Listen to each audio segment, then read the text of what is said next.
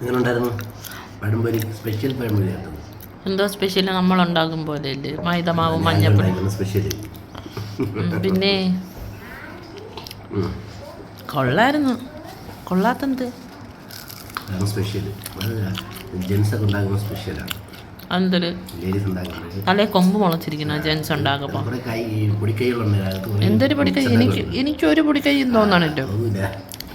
കള്ളത്തരം പറയല്ലേ. അതാണ് സത്യം. എന്തോ പൊടിക്കൈ? എൻ്റെ അത് ഒരുപാട് ഇൻഗ്രീഡിയൻസ് വേറെ ആഡ് ചെയ്തിട്ടുണ്ട്. അത് തന്നെയാണ് എൻ്റെ ഏറ്റവും വലിയത്. കള്ളം പറയല്ലേ. അല്ല, പഴവും മൈദമാവും ചേർത്തിട്ട് ഇൻഗ്രീഡിയൻസ് ചേർത്തിട്ടുണ്ടോ? ഓ എങ്കിൽ പിന്നെ ഭവാൻ ചെയ്തതിൻ്റെ ആ സ്പെഷ്യൽ പഴംപൊരി റെസിപ്പി ഒന്ന് പറയുമോ, കേൾക്കട്ടെ എന്തോ ആണ് ചെയ്തതെന്ന്. അപ്പോൾ ശരി, എൻ്റെ പഴംപൊരി റെസിപ്പി നീ ഒന്ന് കേട്ടോ.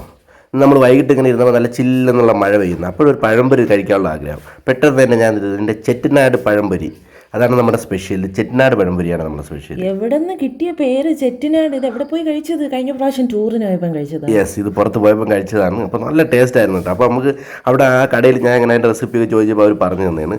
അപ്പോൾ നമ്മുടെ പഴംപൊരി ഉണ്ടാക്കുന്ന രീതി ഇങ്ങനെയാണ്. നമ്മൾ ആവശ്യത്തിന് മൈദമാവ് എടുക്കുക, അതിൽ വെള്ളം ഒഴിക്കുക, എന്നിട്ട് കുറച്ച് മഞ്ഞപ്പൊടിയോ കളറോ ഉപയോഗിക്കാം, പിന്നെ കുറച്ച് ഉപ്പ് ഉപയോഗിക്കണം. അപ്പോൾ നല്ലോണം മിക്സ് ചെയ്യണം കേട്ടോ. നല്ലോണം അതിൻ്റെ കട്ട ഉണ്ടാവും, ആ കട്ട പൊടിയുന്നവർ നല്ലോണം മിക്സ് ചെയ്യുക.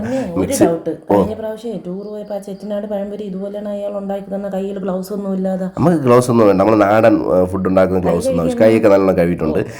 പിന്നെ ഭവതി പിന്നെ പറയുന്നതായിട്ട് ഇവിടെ ഗ്ലൗസ് ഇട്ടാണ് എല്ലാ പാചകം ചെയ്യുന്നതെന്നാണ് തോന്നുന്നത്. എന്തായാലും ഓക്കെ. അപ്പോൾ നമ്മൾ ആ മാവിലേക്ക് ഈ പഴം മുക്കിയിട്ട് ഫ്രൈ പാനിലേക്ക് വെക്കുക. നല്ല തിളച്ച എണ്ണ കൊണ്ട് നല്ല പെട്ടെന്ന് തന്നെ അത് ക്രിസ്പിയായി നല്ല മുരിഞ്ഞ് വരും. അപ്പോഴിങ്ങനെ അഡ്ജസ്റ്റ് ചെയ്ത് ആ പാനിൽ ഗ്യാപ്പ് അഡ്ജസ്റ്റ് ചെയ്ത് തന്നെ അത് വെച്ചാൽ നമുക്ക് ആ ഒരു ട്രിപ്പിൽ തന്നെ അതെല്ലാം വെക്കാൻ പറ്റും തോന്നുന്നു. അപ്പോൾ നല്ല ഈ തണുപ്പത്ത് നമ്മൾ മഴയൊക്കെ പെയ്ത് ഇങ്ങനെ നല്ല തണുത്ത അന്തരീക്ഷമാണ് ഇപ്പോൾ പൊതുവെ ഉള്ളത്. അപ്പോൾ അങ്ങനെയുള്ള വൈകിട്ടുകളിൽ നമുക്കിത് ഉണ്ടാക്കി കഴിക്കാവുന്നതാണ്. അപ്പോൾ നമുക്ക് പുറത്തുനിന്ന് കഴിക്കുന്നതിനേക്കാളും കുറച്ച് നല്ലതായിരിക്കും. നമ്മൾ സ്വന്തം നമ്മൾ കുക്ക് ചെയ്ത് കഴിക്കുമ്പോൾ അത്രയും നല്ല ഹെൽത്തി ആയിരിക്കും. അതാണ് കാര്യം. എത്ര പഴം എടുത്തായിരുന്നു? പഴം 3 പഴമാണ് എടുത്തേക്കുന്നത്. ഇത്ര എണ്ണയുടെ ആവശ്യമുണ്ടോ? ഇത്ര എണ്ണയുടെ ആവശ്യം വെച്ചാൽ നമ്മൾ ആവശ്യത്തിന് മാത്രം എണ്ണ എടുക്കുക. നമ്മൾ ആവശ്യത്തിന് എണ്ണ എടുക്കുക. നമ്മൾ ഒരു പ്രാവശ്യം യൂസ് ചെയ്ത് തീരണ ആ പരുവത്തിന് തന്നെ എടുക്കണം. അല്ലാതെ നമ്മൾ അത് പിന്നെ മാറ്റി വെച്ചിട്ട് പിന്നെ എടുത്ത് ഉപയോഗിക്കില്ല. നമ്മൾ ഒരു പ്രാവശ്യമേ ഒരു എണ്ണ ഉപയോഗിക്കുക. മാക്സിമം ഒരു പ്രാവശ്യം ഉപയോഗിക്കുക എന്ന് വെച്ചാൽ അത് കണക്കാക്കി നമ്മൾ എടുക്കാവുണ്ട്. അപ്പോൾ ഞാൻ നോക്കിയോ, ഇത് തീരുമ്പോൾ തന്നെ ഈ എണ്ണയും തീർന്നിരിക്കും.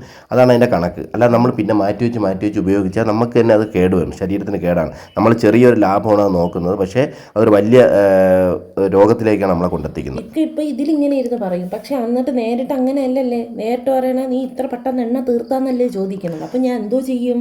അങ്ങനെ ചോദിക്കുന്നതല്ലല്ലോ, അത് നമ്മൾ ഉപയോഗിക്കുക. ഒറ്റ ടൈം നമ്മൾ ഫ്രൈ ചെയ്യുന്ന എണ്ണ മാക്സിമം ഒറ്റ ടൈമേ ഉപയോഗിക്കാവുന്നത് തന്നെയാണ് പറയുന്നത്. നമ്മൾ എന്തായാലും നമ്മുടെ പഴംപൊരി ഓക്കെയാണ് കേട്ടോ. നല്ല മൊരിഞ്ഞ് നല്ല കളർഫുള്ളായി നല്ല ക്രിസ്പി ആയിട്ടാണ് ഇരിക്കുന്നത്. നമുക്ക് കടിക്കുമ്പോൾ തന്നെ ഞെരിഞ്ഞ സൗണ്ട് നമുക്ക് ഫീൽ ചെയ്യും. അങ്ങനത്തെ പഴംപൊരിയാണ്. അപ്പോൾ അത് കോരാറായി കേട്ടോ. അപ്പോൾ അങ്ങനെ ഓരോ പീസ് നമുക്ക് കോരി മാറ്റാം. എന്നിട്ട് നമുക്ക് കഴിച്ചു നോക്കാം എന്താണ് ഇതിൻ്റെ ഫീൽ. നീ ഒന്ന് കഴിച്ചു നോക്ക്, അപ്പോഴും മനസ്സിലാവും. പണ്ട് ഓർമ്മ ഉണ്ടോ നമ്മൾ ഈ പഴംപൊരിയൊക്കെ എടുത്തിട്ടേ ന്യൂസ് പേപ്പറുകളിൽ വെച്ച് കഴിക്കുന്നത്? അത് ഏറ്റവും വലിയ അപകടമാണ്. ന്യൂസ് പേപ്പർ വെച്ച് ഇങ്ങനെ പൊതിയുന്ന ന്യൂസ് പേപ്പറിലൊരു കെമിക്കലുണ്ട്, അത് ഇതിലോട്ട് അങ്ങ് പിടിക്കുകയാണ് ചെയ്യുന്നത് സത്യത്തിൽ. അപ്പോൾ ഒരിക്കലും അങ്ങനെ ചെയ്യാൻ പാടില്ല. ന്യൂസ് പേപ്പർ അതിൻ്റെ പ്രിൻറ്റിംഗ് ആയിട്ടുള്ള മഷിയുണ്ട്, ആ മഷി ഇതിൻ്റെ അത് പിടിക്കുകയാണ് ചെയ്യുന്നത്. അത് നമുക്ക് വലിയ കേടാണ്. അപ്പോൾ എങ്ങനെയുണ്ട് ഇനി പറഞ്ഞു. എന്തായാലും ഇക്ക ഉണ്ടാക്കി തന്ന സ്നാക്സ് ഞാൻ കൊള്ളത്തില്ല എന്ന് പറയത്തില്ല. എന്തായാലും അടിപൊളി പഴംപൊരി തന്നെയാണ്. നല്ല ക്രിസ്പിയൊക്കെ ഉണ്ട് കേട്ടോ, അതൊന്നും ഞാൻ ഇല്ലെന്ന് പറയും. അപ്പം നിങ്ങളുടെ വീട്ടിൽ ഇതുപോലെ ഉണ്ടാക്കി തരാറുണ്ടോ? Anyway, thank you for watching. Bye by.